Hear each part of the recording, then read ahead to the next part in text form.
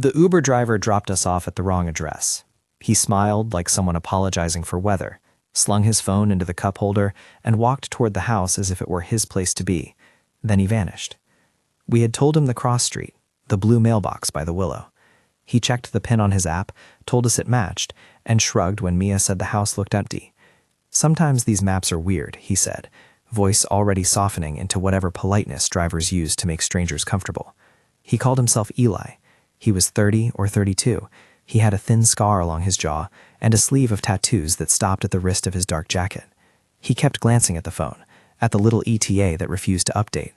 He said he'd wait while we got our bearings.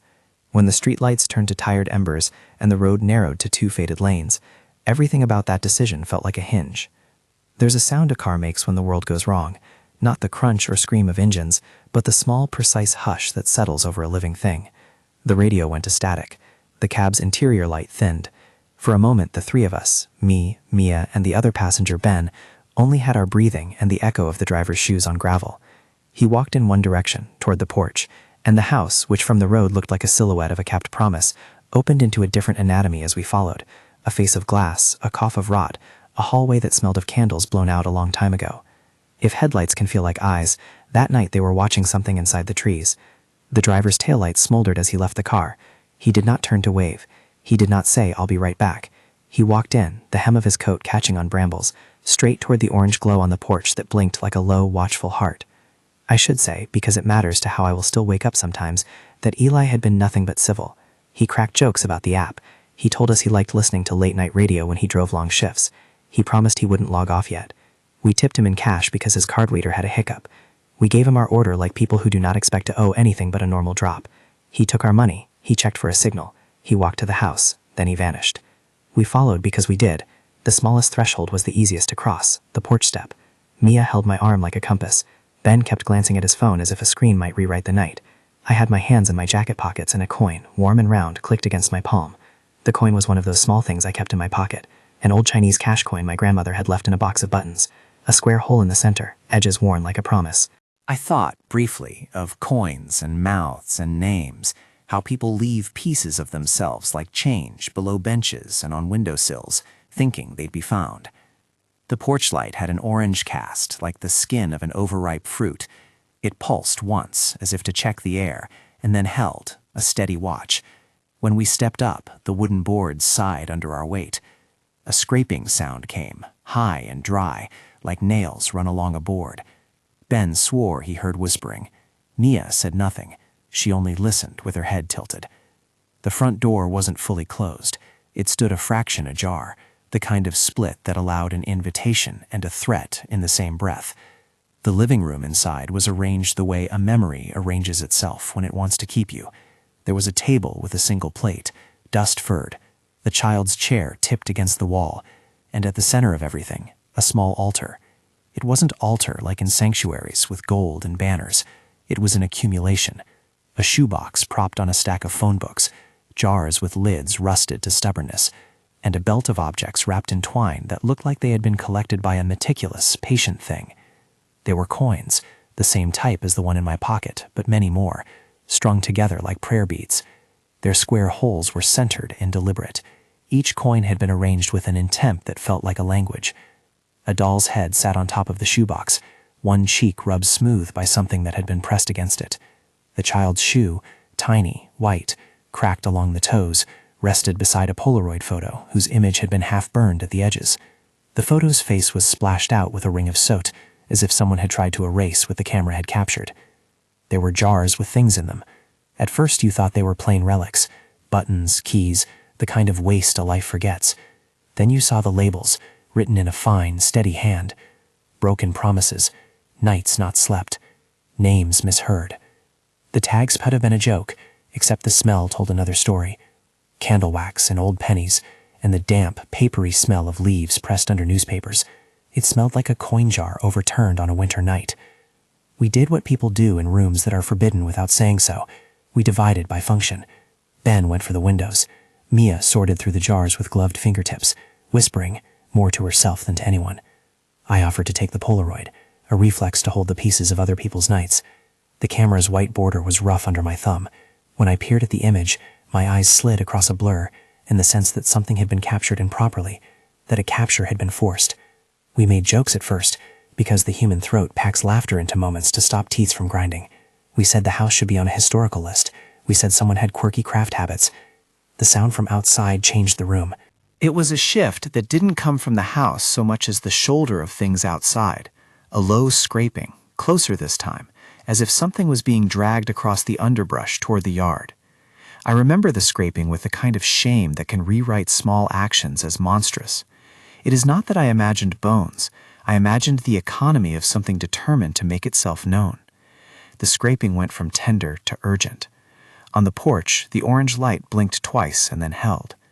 We stepped outside because curiosity is its own kind of bravado. The night had a wetness to it.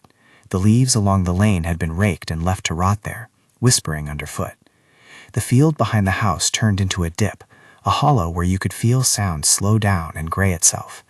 At the bottom of the hollow, arranged in a careless geometry, were more objects: a broken clock with hands glued at 4, a child's shoe like the twin of the one on the altar, 3 coins tied with red thread, and a small glass jar sealing something that moved when the light hit it the right way and did not move when the wind tried again.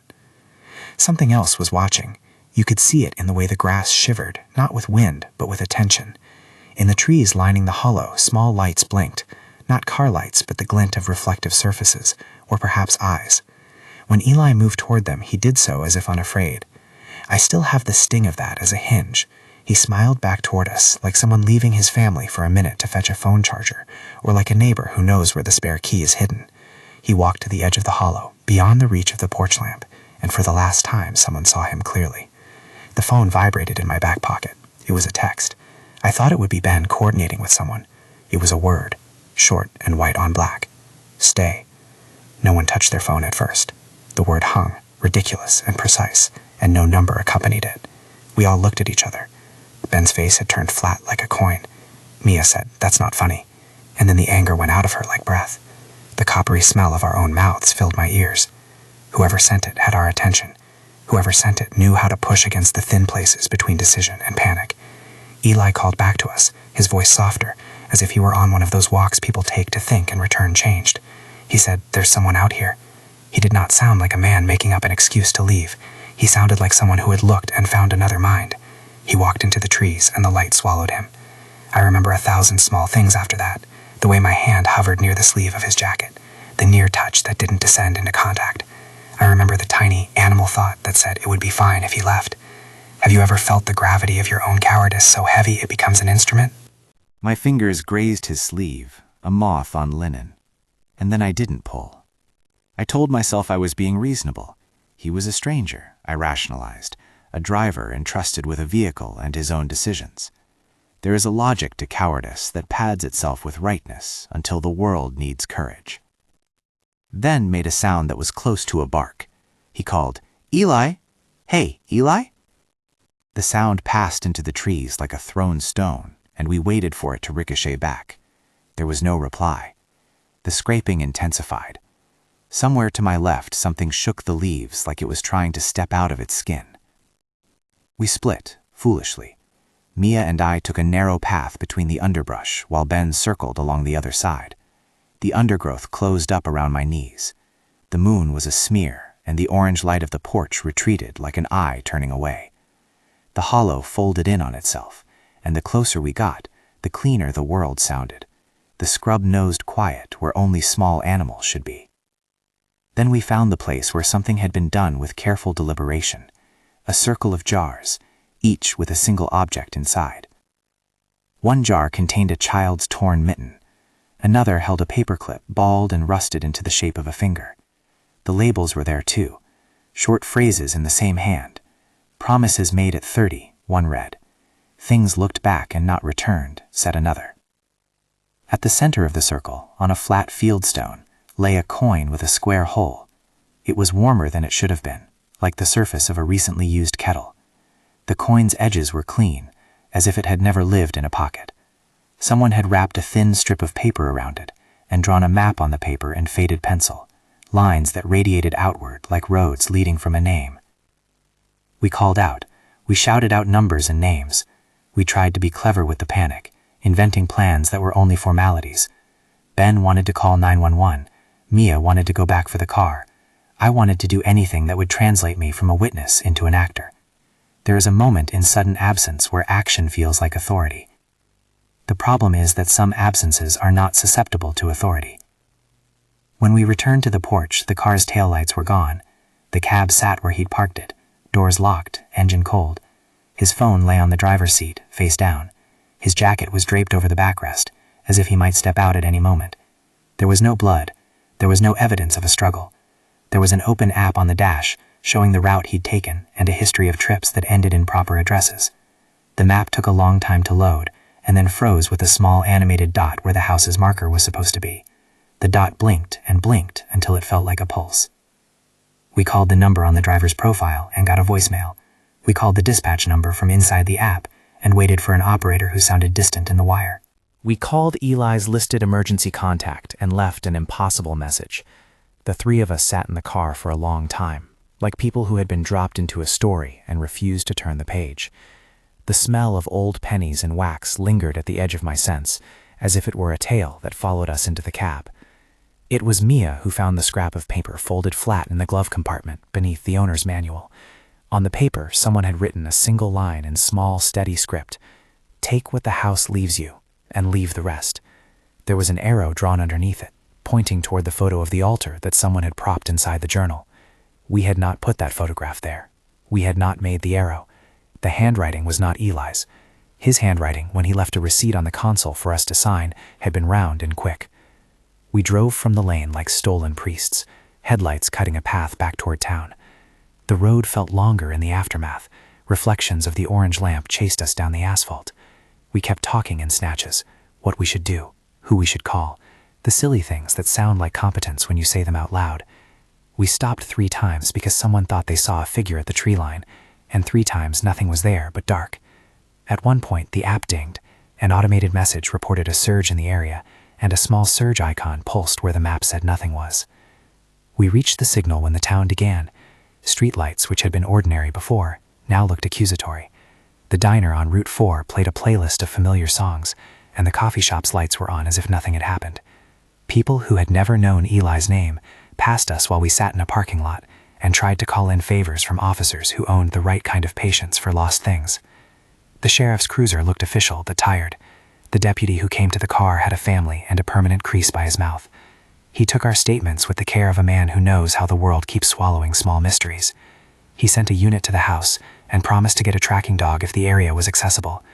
He said words like protocol and canvas and persons of interest. He wrote the driver's name, Eli, on his pad, and his pen scratched like a small insect. He left his radio on as if to remind us that reality would attempt to reassert itself through voices on a frequency. We went back with 2 cruisers and a flashlight that felt inadequate compared to the orange light that had once burned like a magnet.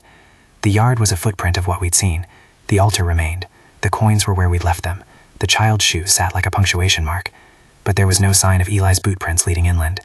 If he had walked into the hollow, the dirt had smoothed itself like a hand wiping a slate. The deputy frowned and asked the dog handler to bring the animal close. The dog sniffed the air and then walked away. It refused to signal, its tail hanging neutral with 1,000 small reasons. At dawn, the town muttered into motion. Neighbors brought casseroles and brought opinions. Someone said the house had been empty for years. Someone else remembered odd late-night headlights. A woman at the church asked if we'd left an offering. She thought ritual would answer grief, as if a casserole could stand in for absence. The sheriff's department left flyers and took phone numbers. A reporter from the paper asked if we were comfortable going on record. We were not. The camera is a second erasure that wants to take what remains and turn it into pixels. I began to keep small rituals in the weeks after. I would take the coin with the square hole and run my thumb along its rim while waiting for the light to change. I found myself counting thresholds, the number of times I paused at crosswalks, the number of doors I closed twice. If a person can wear guilt, I wore mine like a winter coat that never quite fit. Days bled into a pattern. The sheriff called us in for more detailed statements. They checked the app logs and said Eli's last recorded GPS ping was at the intersection 2 miles from the house. Whoever had access to his car's telemetry said nothing definitive. Ben and Mia slept badly. Ben played his part in interviews with a bristling, loud sadness that felt like armor. Mia withdrew into lists, names of people to call, things to do, as if busyness might wedge the door closed against deeper panic. And then one afternoon, the phone buzzed on the kitchen counter. A text this time, from an unlisted number, all caps. The whole screen was that single word, stay. There was no sender's name. The timing made my whole body go cold, because it came after we'd seen the dog's indifference, and after the sheriff had said, "We'll do everything we can," in a tone that suggested he could not. The text was a small, precise command, like a hand on an arm telling you not to move when you should. It tasted like a dare. I did not answer. I dialed a number for a local friend who worked nights at the county office and left a message that was all pleasantries and encoded fear. They called back and said they could send someone out to drive down the lane and check for signs. They called the number for the house's owner in the rolls. The owner denied he had been there in years. No one had recorded a renter in that place for a decade, the record said. Yet someone had been leaving the coins. Weeks later, small changes began to appear on my doorstep like proof that the world kept leaning into the unsettlement. I found once a coin with a square hole tucked under my welcome mat. It wasn't mine. The metal was unfamiliar and warm, like it had been handled that day. Once, a Polaroid slid under the mail slot with its face blank, except for a smear along one edge. Whoever placed it there had been careful. The photograph had not been taken with our camera. It was taken by a larger, stranger hand. I still think of Eli when I smell pennies. I think of him when a porch lamp blinks out in the night. I think of him when I notice small things, a child's shoe on a stranger's porch, a doll's head face down in a thrift shop window, a jar on someone's curb with a label that looks like a joke but means something else. The house collects, and the town forgets.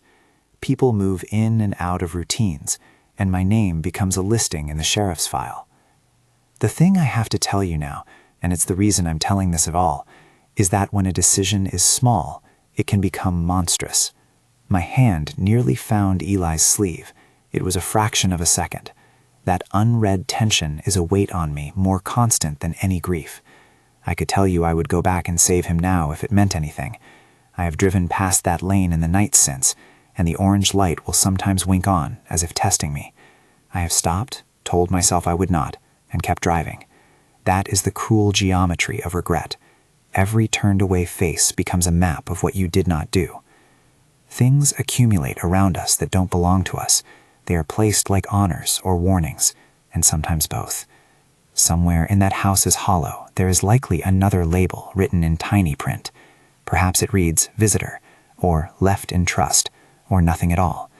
The altar keeps its economy. Coins with square holes, the doll's head, a shoe's pattern, and a text that only ever says one thing: stay. I could end here with a tidy promise of action, with a vow to return and pry open every jar, to send a search party into every hollow until the grass tells of footprints. But the truth, the one that wakes me at 3 a.m, is that the world will not let me do that without consequence. There is a margin where courage and hubris look the same. There are people who will tell you to go back, and there are people who will call you a fool for going.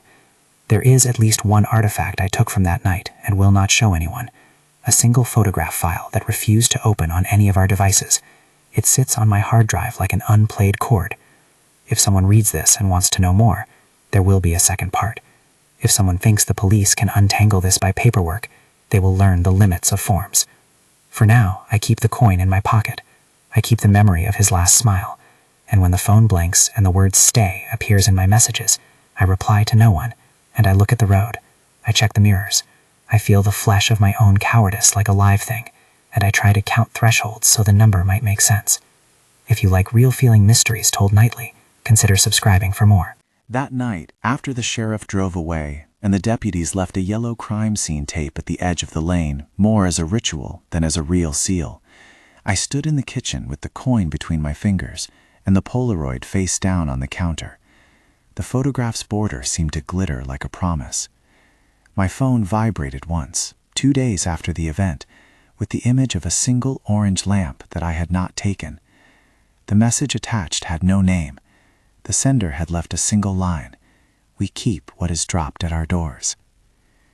I went back to the lane a week later, during the day. The house's porch light was cold against the sunlight. The hollow had the look of a place scraped clean by the sun. The jars gleamed. A neighbor across the street watched me with the right amount of curiosity. He told me that some people in town like to leave things around the old house. Kits, he said, or perhaps he meant bored adults, a shrine for attention. He suggested we had romanticized the place.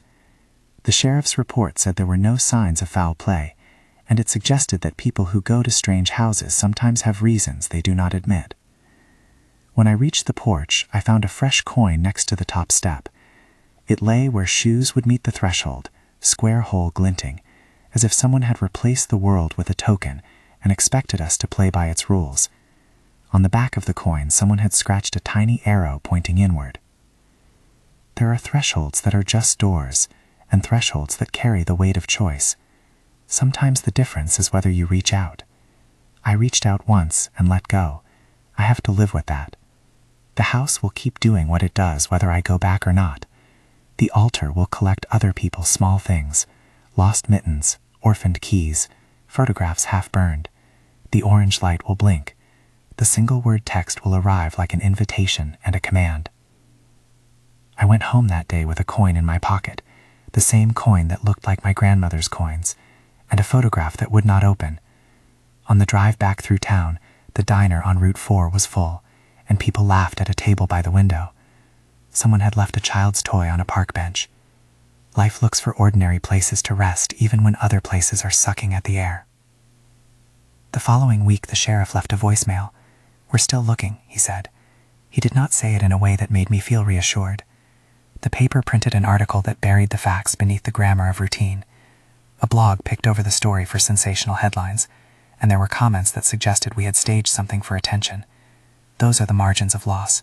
Sometimes our guilt is anonymized into clickbait. Weeks passed before the next sign appeared. I woke up one night to the sound of my front gate scraping. Someone had left a small glass jar on my doorstep.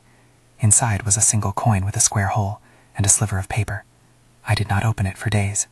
I could hear, in the back-brain sense that keeps memory alive, an insistence that some things are meant to be disturbed and some are meant to be left alone. My hands are not steady now. My voice isn't when I tell this, but I've learned the cadence a confession needs, enough detail to ring true, enough reticence to withhold the easy explanation. There are people who will want to put a label on Eli's disappearance. I am not one of them. All I can give is the telling. The driver who checked the app and smiled and walked to an orange light, a shrine that collects the small things a life discards, a hollow where the scraping used to come from the underbrush, like a hand sweeping for a relic, and the single word that presses into the chest: stay. I do not know if the house kept Eli. I do not know if the figures in the trees were human, or if they had learned the mechanics of attention and applied them like a net to passers-by. I do know the hole a person leaves is not a simple absence. It reshapes the space like a missing tooth, creating a new angle in the jaw. I live in that new angle now. I have tried to be honest with myself about the small moment in which my hand lingered on his sleeve and did not pull him away.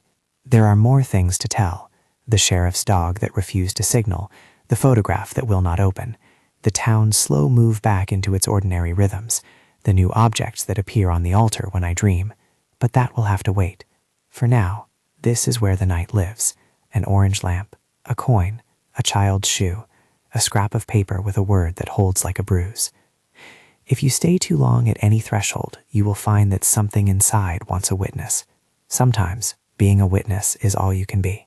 When you are driving late at night and a GPS asks you to make a turn, check the address again. When a porch light blinks orange, consider the possibility that it is not just a light. And if a stranger who should take the ordinary route walks towards a house and smiles, pay attention to the small things: the way the hems catch, the direction of the trad on their boots, the way their hand hovers and then moves. I keep telling myself I would not let that happen again. I also know that words are a poor currency for the weight of a night. The coin is in my pocket. The photograph is unreadable. The text still arrives sometimes, always unhelpful and precise. My voice wants to do more than tell you this. It wants to warn, to change the course of your hands. But the night wants its own economy. It will take what is left at the doorway, and it will save some of it. and perhaps return other pieces when it feels like making a point. If you ever find yourself dropped at the wrong address by a driver who smiles like it's merely rain, put your hand on the wheel and keep it there. Don't reach for sleeves. Don't answer texts that say stay. Drive away. That is the honest counsel I can offer from the hollow. There is an unopened file on my laptop that I will not open until the moment I am ready to face whatever it contains. It sits like an unlit lamp, and the photograph within is the promise of a second voice. There will be more to say about the sheriff's unhelpful certainty, about the neighbor who swore he'd seen headlights in the trees for years, about the small ways our town tried to tidy the story. There will be more about Mia and Ben, and how the three of us remember the moment differently, how memory fractures where fear begins. But that will come later. For now, the line between being brave and being foolish sits between my fingers and the sleeve of a driver I never knew well enough. The coin in my pocket is warm. The orange light sometimes blinks like a heart, and at night my phone vibrates with a command that has 1,000 meanings and none that are kind. If you want to hear how this unravels, if you want to see the photograph that refuses to open, subscribe and we will go back to the lane together. There are thresholds left to cross, and I am tired of carrying this alone. Weeks passed before the next sign appeared. I woke up one night to the sound of my front gate scraping. Someone had left a small glass jar on my doorstep. Inside was a single coin with a square hole and a sliver of paper. I did not open it for days. I could hear, in the back brain sense that keeps memory alive, an insistence that some things are meant to be disturbed, and some are meant to be left alone. I have that file, the one that refused to open, and I believe it holds the key to who or what the house truly is. If you want to know what was inside that unreadable file, and how the terrifying text message, "Stay," finally led us back to the hollow, then subscribe and turn on notifications now, because the full truth about what the house collects is coming in part 2. Don't miss it.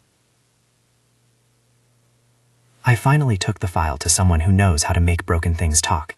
Mark runs a repair shop on the edge of town and fixes other people's careless choices for money and patience. He is a man who believes in the honest ugliness of circuits and will tell you with affection why your device died. He put my hard drive under a lamp and hummed like an engine. He didn't promise miracles. He said only what machines usually promise, a degree of certainty. "What do you want me to do?" he asked, not looking up. "Just open it. See if it opens." My voice was small in the shop's light. He shrugged and ran a program that tried to read the file header. For an hour we sat amid the smell of solder and old coffee, and Mark told stories about drives that had eaten years. He said things with the technical shrug of a man who has watched grief be digitized and reduced to zeros. "The header's masked," he said at last, "but there's still a trace. If I'm lucky I can pull a frame. Might be corrupted, might be nothing. You sure you want this?" "Yes." I was sure I wanted to know, and sure I didn't. Curiosity and dread are efficient partners. He extracted something, one partial frame and a sound dump. The image was a smear at first, an overexposed smear of orange that could have been a porch light or a lamp or a trick of compression. In the smear, if you leaned in and convinced your eyes to be mean, there was a curve that might have been a shoulder and a lighter patch that might have been a face turned away. The sound file, when he ran it louder than I thought the room should allow, gave us something that lodged in my ribs. There was the faint scrape. Not music, not the city's hum. A dry, fingernail-on-wood scrape that pauses, resumes, and then a low, half-whisper of something like breath or a voice, but indecipherable and thin as fog caught on glass. Mark didn't laugh. He didn't make noises about ghosts. He tapped the keyboard, extracted a few metadata fields, and squinted at them. "Timestamp is weird," he said. "It's dated before the file's creation time on your drive. Someone's clock was off when the camera was set. Could be nothing. Or it could mean the file was saved, copied, or modified by different devices at different times. Also, look here." He scrolled, and the numbers looked like a map. "There's a geotag. If that's correct, it's inside the hollow. That's not impossible. It's also not reassuring. A file that claims it was birthed at the same place where the orange lamp blinks. The hollow keeps its habits." I left the shop with a partial frame on a USB and the scrape lodged somewhere under my sternum. I did not want to show Ben or Mia the fragment because I knew how certain evidence can do the worst thing. It can turn grief into currency. Ben needed a cause more than he needed truth. He taught at the community college and gave sermons to anyone who would listen about obligation. After Eli vanished, Ben became a man of upright habits. He organized vigils and wrote letters to editors. He fished for those who would join him at the lane like he was assembling a posse of attention. Mia became a person in lists. She made spreadsheets of sightings, times, oddities. At night, she would send messages that read like excavation notes. "You know where this item was found," she wrote. "Do not touch it. Photograph it." Once she came to my apartment and produced a packet of labels she had typed at work, the font neat as a ledger. "If we catalog it," she said, "maybe we can make sense of the collection's logic." I liked Ben because he made anger into movement. I respected Mia because she made fear into form. Both were ways of doing something when the rest of the world called for proper posture and casseroles. We did what 3 people in a small town do after a mystery. We tried the official lane, and then we tried the other lanes where official hands didn't reach. The sheriff's department filed reports and took statements. They did what they could without a body and with a dog that refused to mark a scent. Reporters asked for pained expressions and made our grief into column inches that smelled faintly of a different town's paper. Talk radio speculated, and online forums stitched together theories with the efficiency of an animal that knows how to feed on unknowing. Then Ben hired someone, not a detective proper, too expensive and too formal, but a man named Ortiz who had left the DA's office on bad terms and now ran as many odd investigations as he liked for as long as his mood allowed. Ortiz drove over with a camera the size of a prayer book and a dog-eared notebook. He was practical, small-voiced, and not easily impressed by haunted house rhetoric.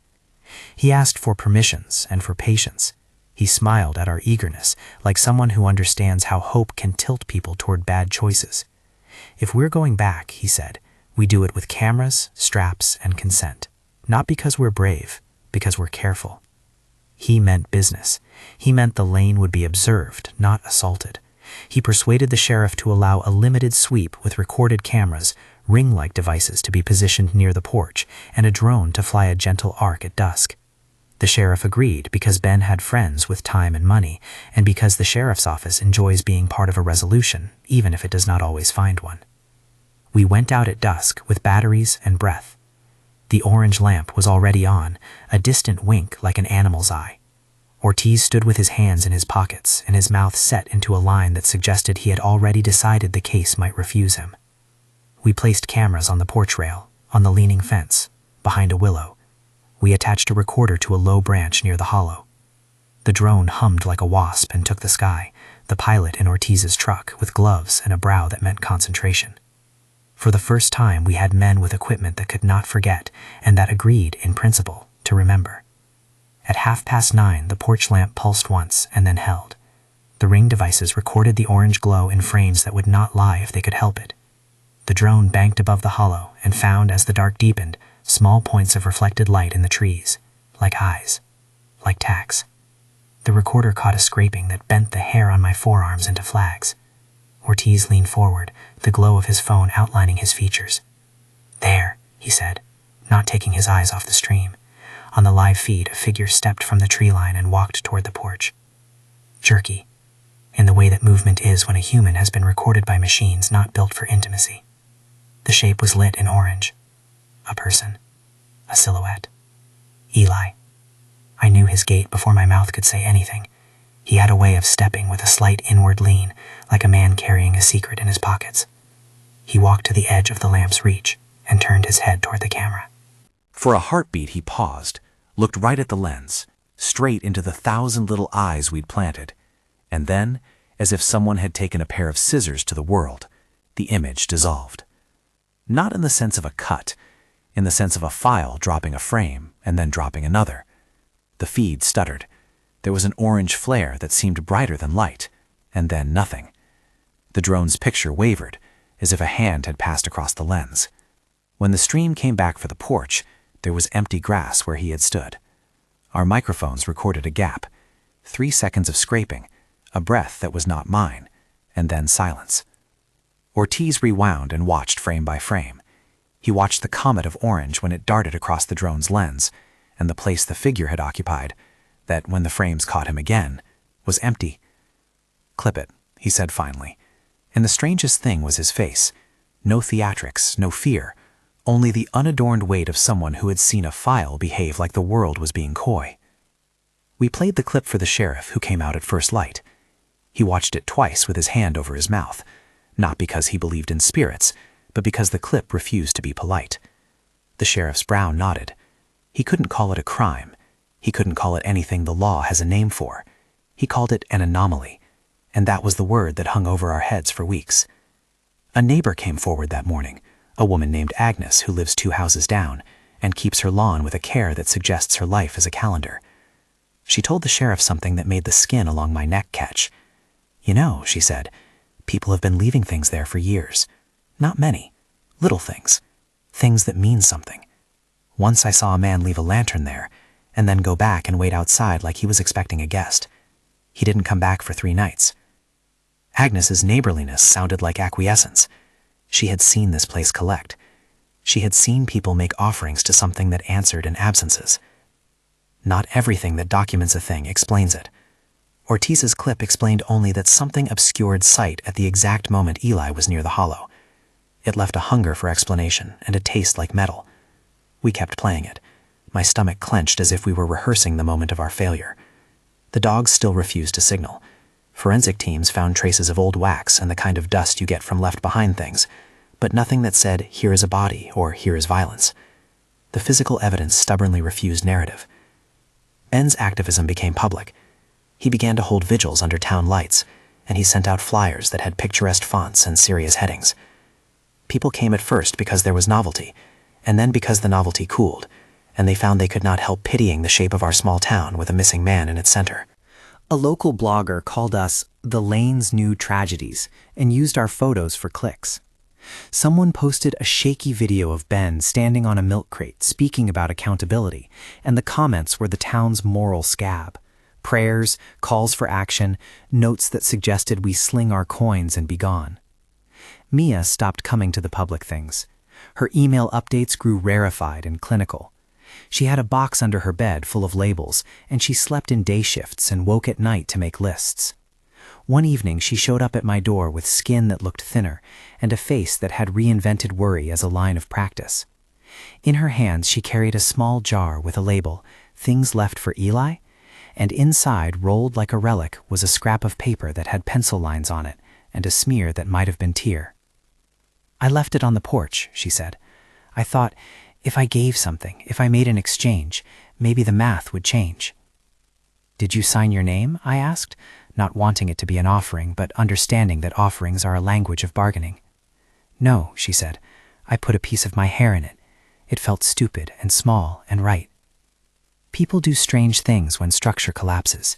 There are those who will try to tidy the world with labels and lists. There are those who will step into the dark to find a handhold. There are those who will leave hair in jars, as if love were something you could seal and return. Mia did not stay rational for long. A month after she began cataloging, the sheriff left a voicemail for me and for Ben. She'd been trespassed on the property for leaving jars. The owner had decided enough was enough. He left a notice taped to the porch that was thin with official language: "No trespassing, private property." They reported me of her disturbing the peace. The sheriff advised a mental health check. He was kind in the way people are who must be careful with words. He didn't want to call it hysteria, and he didn't want to call it devotion. It lived in that uncertain space where towns prefer the tidy narratives of either villainy or sanctity. Mia called me from a bench, voice small as a coin in a fountain. "They said I'm obsessive," she said. "They called it compulsive behavior. They laughed in the group chat. Ben says we should be careful about attention." Tears made the syllables thick. "But we were there. I felt it before. The jars, they had names. They were organized." "Names?" I asked, because it made my teeth ache to know that objects had names in a place that took people. She told me what she'd found in the margins of one of the Polaroids, faint penciled letters in the burnt border. She had traced them under a lamp until the letters looked given to her. They read like the start of a ledger, initials scraped into film, the first letters of a name. The handwriting wasn't ours. Mia began to sleep in the doorway to the lane after the trespass notice. We argued about whether she should be allowed to go back. I wanted order, perhaps to flatter myself that if someone else applied rules, I could be free of responsibility. Ben wanted to mobilize. He started a petition to keep the lane under watch. Our differences hardened into small trenches. Then the texts began to come, with a cadence like a metronome. Not always the same number, not always at the same time, always the same word, stay. Sometimes caps, sometimes lowercase. Sometimes the phone would vibrate, and my heart would do a small, recognizably animal leap because the message felt like an accusation. Sometimes the message came with a single image, an orange lamp, or a Polaroid with a scorched edge, or a coin sitting on a porch step. Once, sitting across from Ben in a diner that smelled like eggs and forgetfulness, my phone buzzed, and I let it vibrate on the table until the coffee cooled. The message showed a coin with a square hole, photographed close enough that you could see the tiny marks where a thumb had rubbed the metal. The caption, "We like the way you keep them." Beneath, no number, no name. "Who sent that?" Ben asked, his voice smaller than the space between us. He tried to look fierce and only succeeded at looking pained. "I don't know," I said, and the words felt like a small, inadequate armor. We tried to trace the messages. We hired someone to look through cell tower pings. There were constraints, privacy, legal hurdles, and in the end the trail always stopped at a field we could not access. The number that sent the texts was masked, routed through services that exist specifically to be anonymous. We could get small bureaucratic movements, but nothing that pointed to hands. At night, my apartment would creak like a house that is thinking. Once I woke to the sound of scraping at my own front gate. I opened my door and turned the porch light on. There was nothing there but leaves and a coin lying face up on the step. The metal was warm the way metal is when it's been held in a palm for a while. I started to sleep with the coin under my pillow, as if some small domestic talisman could be substituted for a proper apology. It kept my guilt warm at night. It kept my hand occupied when my fingers wanted to find sleeves. It was a small, ridiculous thing to do, and yet it felt like keeping a promise. I did not trust promises anymore. I trusted objects, because objects were literal enough to pocket. People in town adjusted. Life rearranged itself around an absence. The diner changed its playlist to something softer. The coffee shop started a fundraiser to replace the lamp on the lane with a motion sensor light, and the municipality posted a sign that suggested the lane would be monitored. None of it did anything for the Hollow's economy. The altar kept its litany. There was a moment when the rawness of our guilt threatened to become performance. The online map that Ben curated populated with pins, blobs of memory stuck to the lane, and people began to come not with casseroles but with curiosity. They took photos of the porch and of the blinking lamp, and then left comments about aesthetics. The altar began to receive coins from strangers who thought, perhaps, that a ritual done with a camera was as sincere as one done with a hand. One night, someone left a child's shoe on the highway median, wrapped in plastic. It was not our shoe. It was clean and new and thrift store pretty. Someone else called the sheriff and said they'd seen headlights near the hollow again. The sheriff came and filed another routine, and the town, for the 1,000th time, made a decision. It would not be solved by signage. We trudged on like a town that had swallowed an odd thing and would not be credited for its digestion. We tried to be reasonable. We could be generous about our limits. There will never be a perfect explanation. But that fact did not strip the acute ache of the small moment in which I did not pull a stranger's sleeve. The scraping kept returning in my memory, as if it were a sound sent to haunt only me. I would wake in the middle of the night with a remembered scrub of nails on wood, and my palm would be near my pocket, where the coin lived, and I would feel the weight of choice again. The hand that hesitated, mine, became a motif I could not shed. Then, months after Eli disappeared, the sheriff called with a small piece of news that had the strange flavor of significance without solution. A farmer on the far side of Route 9 had found a Polaroid tucked into his mailbox. The image was scorched at the edge and showed what looked like a porch and a lamp, and towards the background, a man who had his back to the camera and who might have been walking into the trees. The farmer had turned it over, and on the back, in pencil, there was a single word: stay. We drove out to see the photograph in the farmer's kitchen. He had taped it to a refrigerator beside a magnet that read "World's Best Dad." He brewed us coffee and spoke of how odd it was to find a Polaroid waiting for him with no note. Probably the kids, he said. And then, when no one else would take the mantle, he said, maybe it was a prank. Maybe it's a story. The photograph looked like every photograph from that night, partial, scorched, insisting. When I pressed my thumb to the Polaroid's corner, it felt warm. The farmer swore he had found it hours after his mailbox had been checked. No one could say for sure how a Polaroid travels from a hollow to a mailbox on the other side of a state road. only that things travel in ways that don't have a moral ledger. Ben wanted to take the photograph to a television station. He thought the glare of lights would force someone to care more than caution. I held him back, because there is an ugliness to public grief that turns something into entertainment. He felt betrayed by my caution. Our friendship frayed into conversations that were all small affairs. Please call the sheriff. Please answer your phone. Please do not drive out alone. The town's patience with us ebbed. People who had once sent casseroles began to avoid the glance. They assumed grief should be put away. A waitress at the diner stopped asking if we needed coffee-free refills. The sheriff's department moved on to other irons. They did not say they had given up, only that the case had reached the edges of what their authority could tidy. Mia reached a point where she wanted to be the one to return to the lane and try to make an exchange under the rules she had established with herself. Jars would be left. Her paperwork would be left behind. She wanted to be ceremonious. This idea terrified me, and sometimes I found my voice brittle with the effort to dissuade. My cowardice would not have the shape of blame, at least not in public. One night, after a rain, I drove back to the lane with Mia sitting still as a statue beside me. She had not been sleeping, and she had not been eating properly. She insisted we go together, and she insisted on carrying a small jar with her name on it in her palm. I drove slowly. The orange lamp was on, and it flashed once as if to test us. The town seemed to hold its breath in the wet puddle of the road. We parked a respectful distance from the porch and walked with boots that sucked mud. The ritual of approach is its own kind of truth. You rehearse the rightness of your steps. We kept our voices low. We kept our phones in our pockets, not because technology is the enemy, but because we wanted this to be ancient in the way offerings are ancient, small and private. At the top of the porch, an arrow of coins lay like breadcrumbs. They were fresh and warm to the touch. Someone had been here recently enough that heat lingered in the metal. There was, folded into the coins, a strip of paper with a map sketched in faded pencil. A name had been scrawled at the top of its corner, Eli, then a date that matched the night we had been there. Beneath, a small circle with an X. We stood there, and the world arranged itself around that little mark. The coin in my pocket hummed with the memory of a time when things were simpler. Mia slid her jar onto the step beside the child's shoe and whispered something into the night. I did not hear what she said. It was faith, perhaps, or bargaining, or an apology recited to the wrong altar. The porch light pulsed twice, and then a scraping came from the trees so close it sounded like the wind practicing something it had learned. We paused. Mia's hand tightened on the jar. It was the kind of pause that coils into action.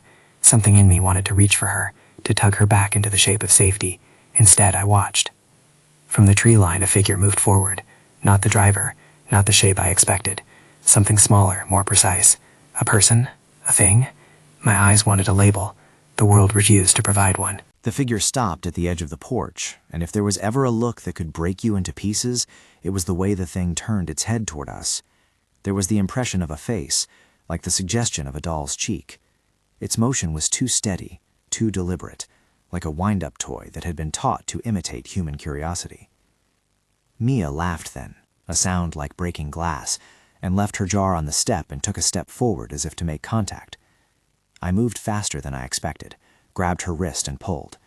She looked at me like her lids had been scraped off and said, "He called me." Then she tried to wrench free. "He said my name," she said. Her voice was small and bright and desperate. I dragged her down the steps and we ran back to the car with urgency that felt like redemption. We did not look back. The recording cameras would have caught the porch and its visitor if the ranger guard had been working. Sometimes the devices do their jobs. Sometimes they do not. When Ortiz reviewed the footage the next day, the camera nearest the porch had a frame captured where nothing was present, and the timestamp had a jump of several seconds. The recorder near the hollow had an audio clip that could be interpreted as a voice, low, warm, repeating a syllable that could have been a name. The audio was degraded, and the interpretation of its content was a debate that would not settle in court. Mia left town the following week. She said she needed space. Ben and I tried to remain in contact, but the charge between us had been altered. It is a peculiar grief to share a vanished person with people who choose differing response architectures. He wanted to turn the lane into a cause. I wanted to keep my hands on the wheel and see if the road was the same. We began to speak in the small, practical exchanges of people who had once been close and had been rearranged by absence. I tried once to open the photograph on my hard drive in a different way. Mark had given me a hex reader and a code that would let me see the raw data in the file. He said it might show me where the corruption began. I sat in my kitchen, with a cheap lamp and the coin warm in my pocket. I fed the file into the reader, and the hex strings stacked like teeth. In the rows of characters there were oddities, a string of characters repeated like a motif. They were not words, but they bore the rhythm of a human hand, a pattern repeated every so often like someone leaving a mark. I took a screenshot and sent it to a friend at a university who knows code like a second language. He wrote back with something like courtesy. "I can't make it into a photo," he said, "but something in the file's structure suggests it had been edited on another system before you got it. There are timestamps that don't line up, and an embedded string that looks like a placeholder for a thumbnail. Someone has been trying to hide a thing inside a thing." Hidden inside a hidden thing. The idea felt like a folding of the world into itself. The months passed, and forms of normalcy returned in fits. I went back to work. I paid my bills. I bought groceries like someone who is attempting to obey life. The coin stayed in my pocket like a small apology I could carry. Once, on a bright Tuesday, I found a jar on my doorstep with a label in Mia's neat hand, "For when you forget to say his name." Inside was a child's button and a small strip of paper with the pencil map. The jar smelled faintly of candle wax. The pencil was smudged, and someone had erased a line, as if they were trying to remove the shape of a name. I put the jar in my cabinet and closed the door, because it felt like a private pact between the living and something else. At night, when the texts came, I would stare at the screen and not answer. I began to check the road signs at night with a desperation that was private. I learned how to make my hands hold the wheel like a pet for which I was responsible. The small acts of keeping steady replaced the feeling that we had any authority to demand a world make sense. But the lane did not stop marking us. One afternoon I received a package, no return address.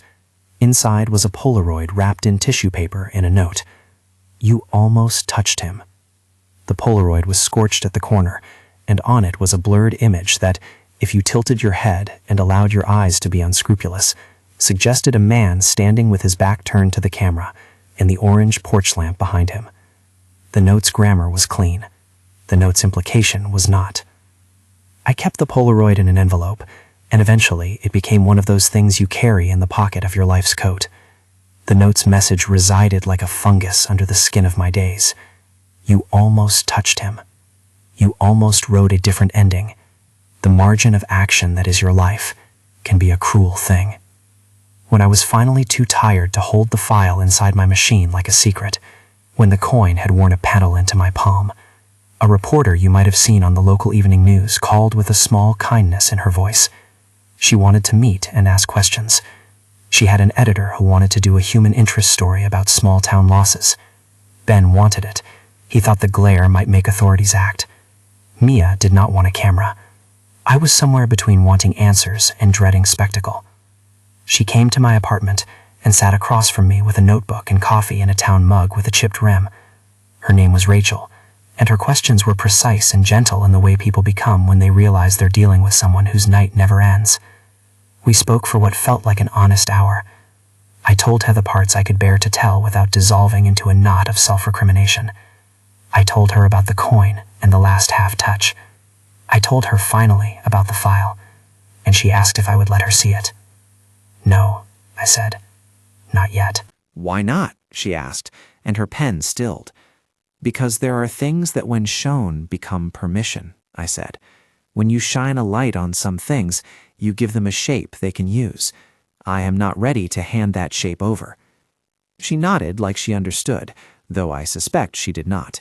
She published a piece anyway, as journalists do, balanced, careful, an anatomy of absence. It put us back into the town's peripheral vision for a moment, and then the story moved on to larger tragedies. The lane kept its habits. At night, the text messages increased in frequency. They became more timely, more precise. "Stay," they said at midnight. "Stay," they said at 3. Once the phone buzzed while I sat in traffic, and I glanced down to see the words "stay" and a photo attached. Polaroid, burnt. A face half scraped away. I drove on. The light changed, and people honked, and the city did its small, ordinary things, and I felt the tether of the lane pulled gently, like a string around my wrist. There was one more thing that bled into the months. A social worker called and asked me to come in and talk about the way the event had changed me. I went, because sometimes people need someone to name the shame. She listened, and then, at the end, said something very small that